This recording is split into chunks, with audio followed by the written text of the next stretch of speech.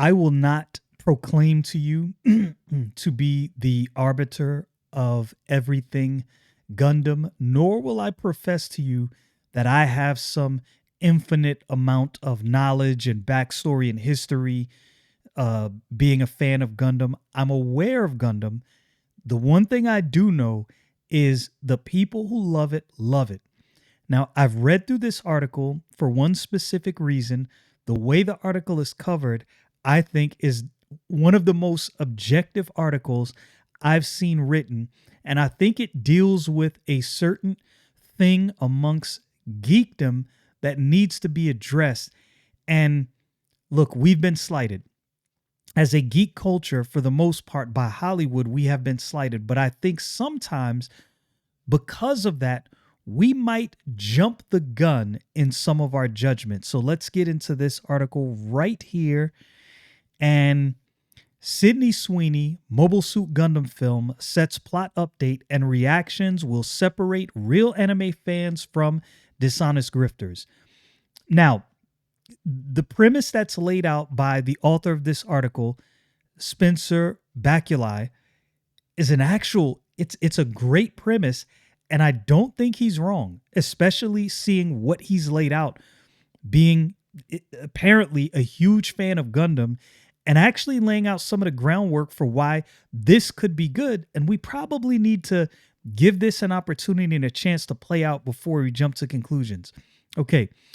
As production continues on legendary live-action Sydney Sweeney starring Mobile Suit Gundam film, a new report has provided the first supposed details as to its actual plot. And hilariously enough, reactions to this information will prove who does and decidedly does not know what they're talking about when it comes to the iconic mecha anime. Now, typically with statements like that, I would probably say, people have different opinions, and you can't necessarily say a person doesn't know what they're talking about because of their opinion. But what he lays out here, I believe, is actually 100% accurate based on the information and the history he gave.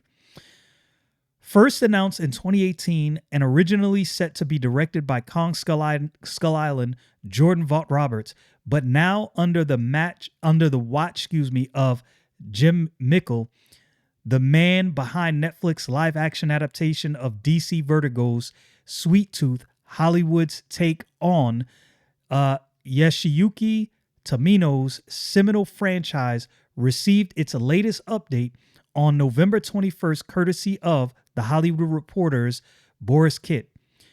Relaying information provided to him by insider sources, Kit broke the news that not only has Legendary engaged in casting discussions with actor Noah Centineo, who played Atom Smasher in Black Adam and will soon appear in the live-action Street Fighter movie as Ken Masters, but also that the film's plot sees Sydney Sweeney, who sources say is very much involved in the casting of those opposite her, and her yet-to-be-cast male as a pair of young lovers in the vein of Romeo and Juliet on opposite sides of a war between planets who find a connection. I do like the fact that it seems like Sydney Sweeney has a say into who her counterpart is. Some might see that as a bad thing, but connection on screen means a lot. And it could change the whole dynamic of a movie, right? A connection on screen can be the difference between me absolutely loving this movie and me walking away from the movie going, meh, it was okay. If you have two actors that just work, sometimes the way they play off each other makes an okay movie a great movie. Great acting can go a long way, in my humble opinion. When asked about the potential leaks, Legendary declined to comment. Usually, if you decline to comment, that's because somebody's hovering over your position. Now, here's where things get fun. Given the core Gundam audience has historically been and continues to be primarily male, Though recent years have seen the franchise receiving an uptick in female fans thanks to both Mobile Suit Gundam, The Witch from Mercury, and Mobile Suit Gundam I don't know how to pronounce that. Gux, however you pronounce that. It's almost a guarantee that social media will soon erupt in a rash wave of knee-jerking reactions, especially from those who view themselves as stalwart soldiers in the ongoing culture war, decrying the film as woke and condemning Hollywood for yet again using a beloved IP as a skin suit for their own original stories. And this is where this article, I got to give him credit, Baculi, for being very, very astute, being obviously a fan of Gundam, and being objective in his assessment. Look, Hollywood has slighted fans. I said that. But we can't take that slight and then not be objective and not be able to recognize, okay, this might be a good idea. Maybe their execution won't work. It's very possible. But this might actually be a good idea, and we need to give this a chance. But while Hollywood's track record with live-action anime adaptations doesn't suggest that Legendary's Mobile Suit Gundam will more than likely be a colony drop-level disaster, and a dedicated love story is admittedly not what most fans likely wanted or expected from this franchise Hollywood debut, anyone who even suggests that the mecha franchise would never tell a Romeo and Juliet style romance story is basically throwing up a giant flag that reads, I have no idea what I'm talking about. And he further breaks this down. And like I said, I appreciate this because this might walk people off the ledge, because I'm sure there's many that have seen the story, many who love Gundam, and they're probably like, oh my goodness, here they go destroying another franchise. But then when you get somebody that has an in-depth analysis, you can say, now, wait a minute. He actually has a point here.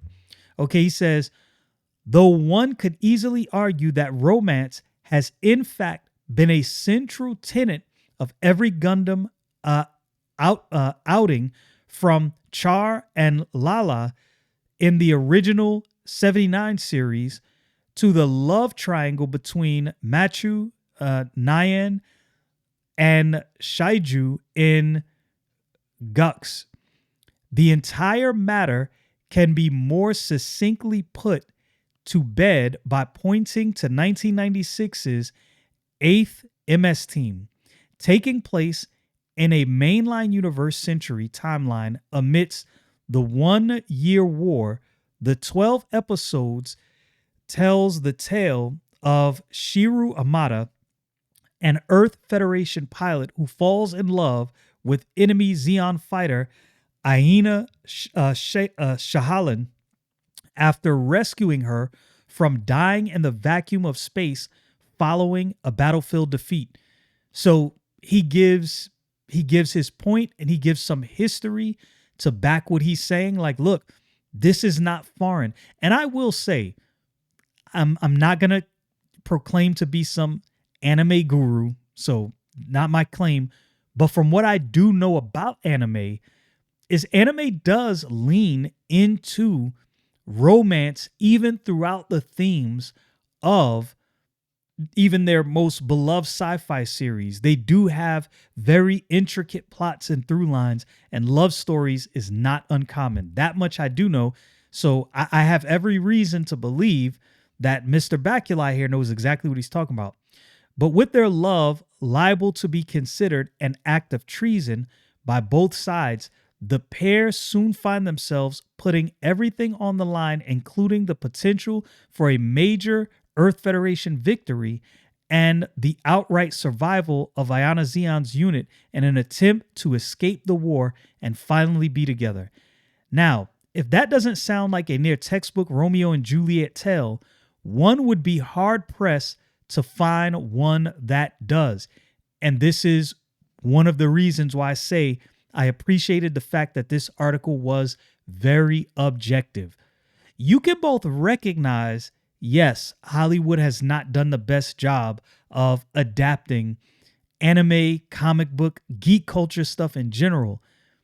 And you can also look at something and go, even though they haven't, this right here is not a bad idea. Okay.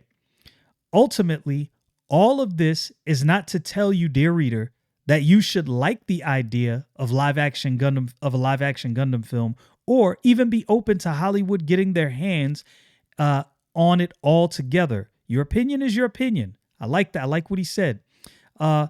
Further, this is no slight to those fans who may have never watched the 8th MS Team. Maybe it's not up your alley. Maybe you just haven't got to it yet. But as long as you're not claiming authority on the matter, no one can blame you for not being aware of the narrative depths the franchise ultimately goes to. Rather, to provide a reminder that one should always make sure that the pundits, talking heads, and even reporters you go to for your news, myself included, are not only basing their takes on material reality rather than reactionary vibes, but also earnestly engaging, researching, and knowing the topics they speak on. Look, I appreciate the way he wrote that, and I appreciate what he said. And as I said, I could not have said that better. He was very objective. He both recognized that, yes, Hollywood has a bad track record, but he also recognized this idea right here is not foreign to the franchise. It could work. We don't know.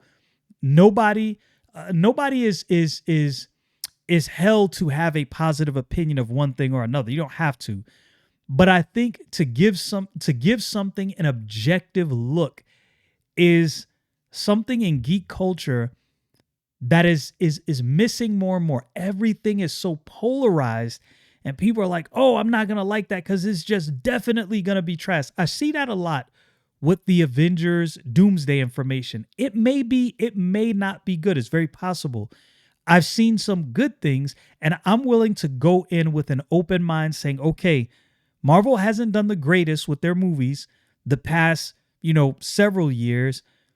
Maybe this is a course correct. Maybe it's not, but I will have to give it a chance based on some of the things I've seen. Looks decent. Maybe it'll be even more than decent. And I think if I was a huge Gundam fan, I'm sure I could say the same about this. But what say you?